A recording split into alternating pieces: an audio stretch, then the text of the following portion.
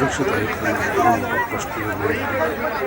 भारतीय धर्मनिरपेक्ष पार्टी व श्री गणेश जागृती महासंघ अशा घटनेचा तीव्र निषेध नोंदवत असून जे नराधम अशा अपराध करतात त्यांना शासनाने कठोर शिक्षा करून त्यांना फाशीच दिली पाहिजे या मताचा आम्ही आहोत आणि या घटनेचा आम्ही जाहीर निषेध नोंदवत आहोत.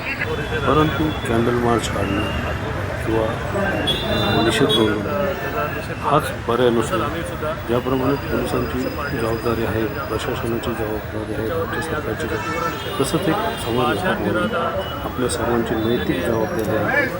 आपण सुद्धा आपल्या आजूबाजूला किंवा आपल्या समाजात वावरताना आपण याचं भान ठेवलं पाहिजे की प्रत्येक स्त्री ही माझी मुलगी आहे, माझी बहीण आहे, माझी आई आहे. जिजाऊच्या लेकी, सावित्रींच्या लेकी, रमाईंच्या लेकी ह्या आज सुरक्षित आहेत का नाही हा सर्वात महत्त्वाचा प्रश्न आहे. आणि पुन्हा एकदा आम्ही आमच्या भारतीय धर्मनिरपेक्ष पार्टी स्त्री जागृती महासंघाच्या वतीने या घटनेचा जाहीर निषेध नोंदवत असून नराधमाला कठोर शिक्षेमध्ये फाशीच झाली पाहिजे अशी मागणी करतो. धन्यवाद.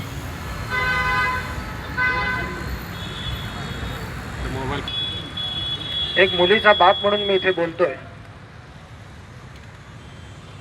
आज जो सगळा समाज इथे एकत्र झालेला आहे तो फक्त माझ्या वेदू बाळासाठी नाही तर आत्तापर्यंत ज्या सगळ्या पुण्यात घटना घडल्या त्यासाठी हा सगळा समाज एकत्र झालेला आहे. आणि समाजाची जी आपण सुरुवात केली होती आपल्या निषेधार्थ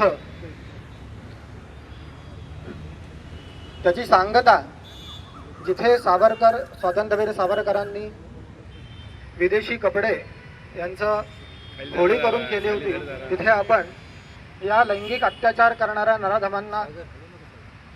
नराधमांची तशीच सांगता इथे त्यांची होळी करून व्हावी यासाठी आपण इथे आज सांगता केलेली आहे.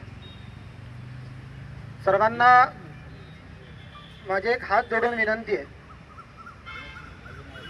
की सर्वांनी आपल्या मुलांना एक सुरक्षित वातावरण द्या. जिथे कुठे असे नराधम दिसतील त्यांना पोलिसांनी द्यायच्या आधीच त्यांना तिथेच तुम्ही सर्वांनी शिक्षा करा. म्हणजे हा पुढचा सगळा प्रकार इथे होणारच नाही. दुसरी गोष्ट ही जे हा जो मोर्चा होता तो कोणाच्याही विरोधात नव्हता. हा मोर्चा फक्त आपल्याला न्याय व्यवस्थेला दाखवून द्यायचं होतं की समाज अजून जिवंत आहे. दुसरी गोष्ट आज आपण शांतता मोर्चा काढला, मुक मोर्चा काढला.